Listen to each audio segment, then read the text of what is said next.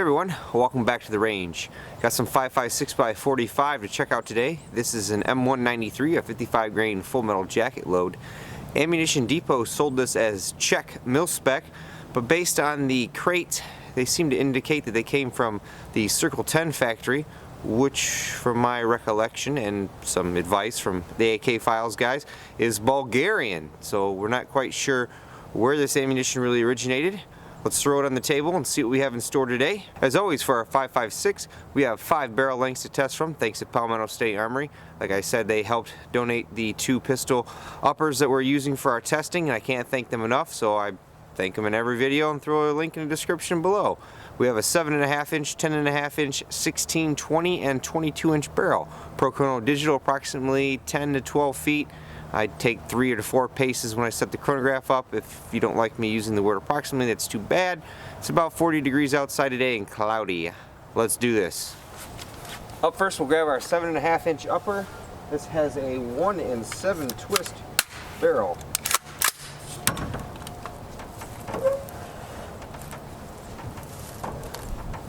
It's positioned in a good spot here.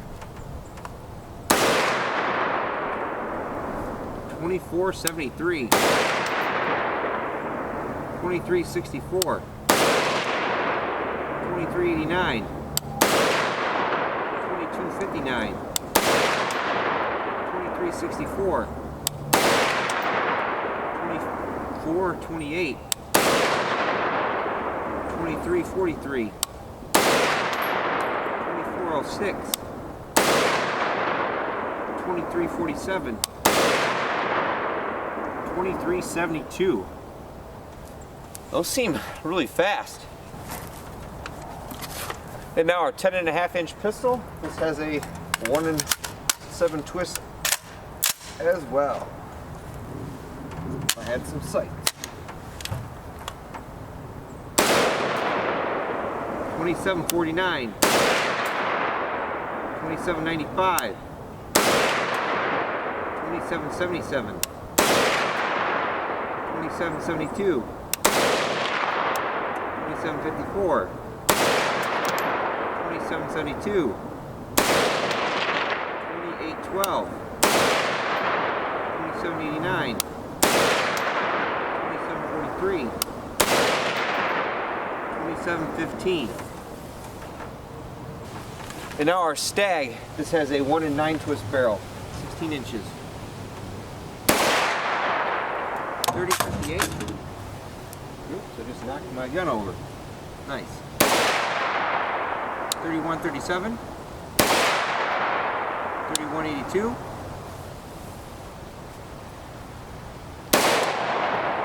3144. 3044. 3137. 3129. 3122, 3129, 3115. And now our Mixmaster AR. This has a 20 inch, 1-in-9 twist DPMS upper on it. And a high quality counterfeit Stag ambidextrous charging handle. 3220, 3189, 3244, 3197, 3212.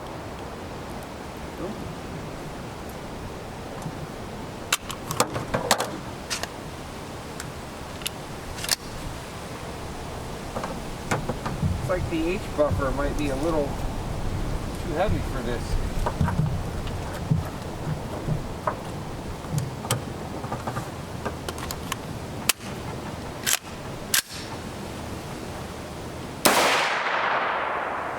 $32.12, $31.82, $31.74, $32.28.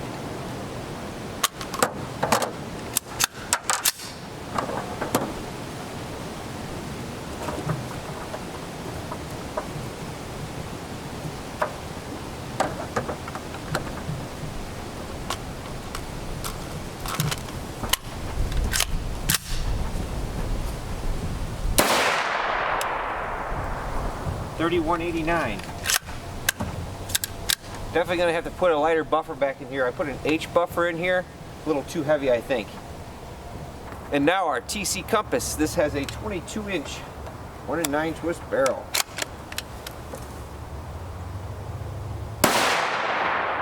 32, 52.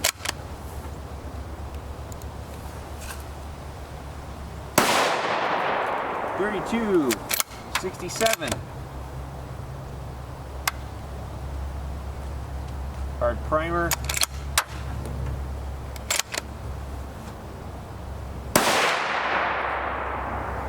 3220.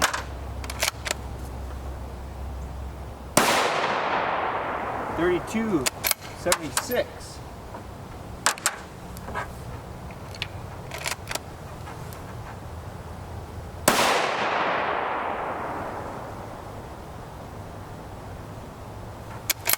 3276 again.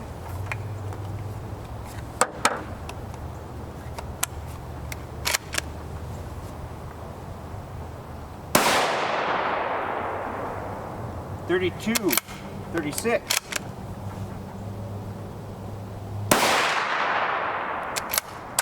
32, 20.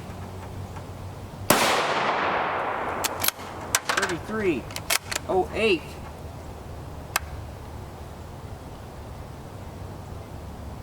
And a hard primer.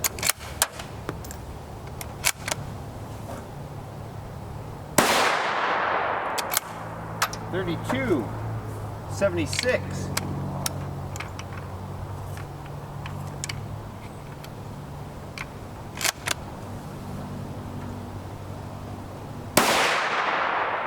32, 59.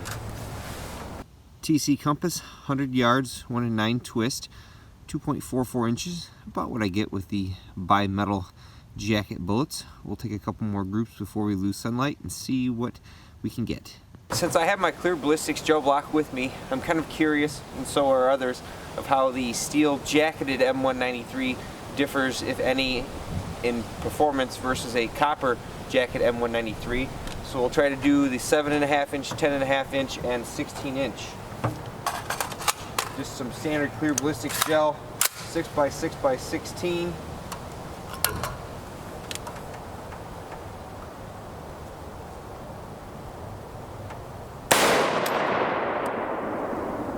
Velocity 25-20.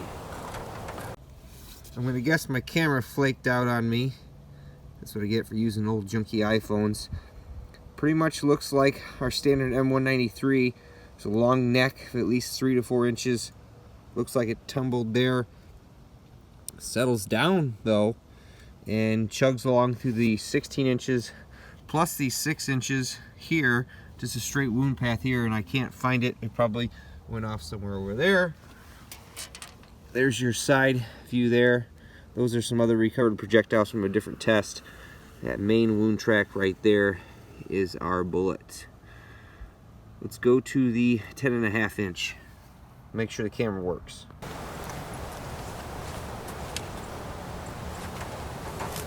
Now we're on to the 10.5 inch.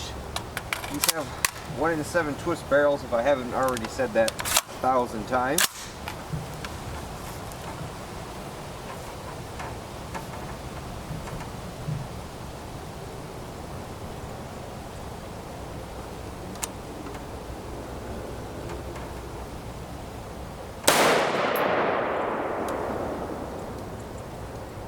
Did not get a velocity reading off that. We'll have to go off figures that we've used before.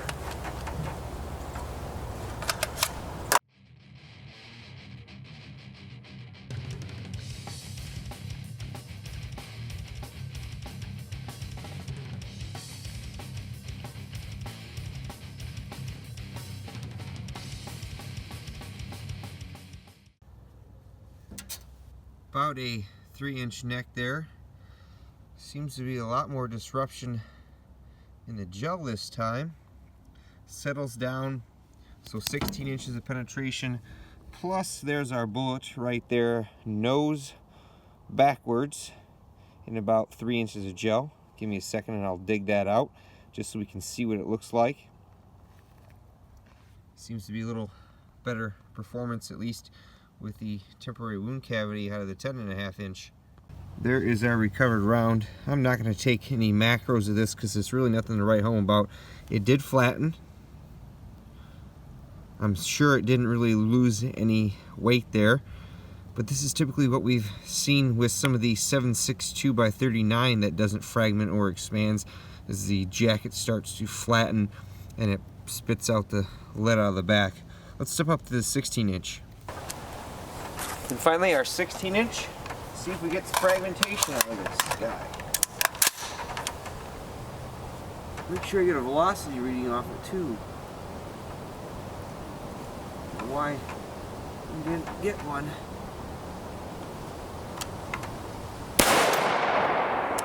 .3093. Good, we got a velocity number.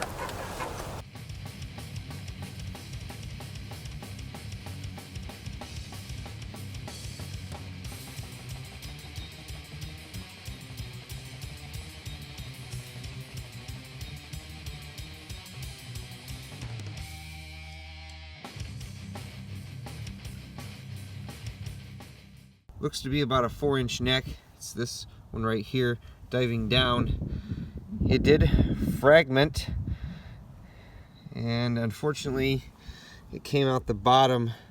So I'll take a second shot off camera and then we'll just record what I get here, and I'll mention the velocity. Velocity was 31.67, 3-inch neck, fairly large cavity going on there. Comes out this way, and I presume I lost it. It didn't look like it fragmented that time. Could be inconsistencies with the jacket thickness or hardness. We'll take one more shot.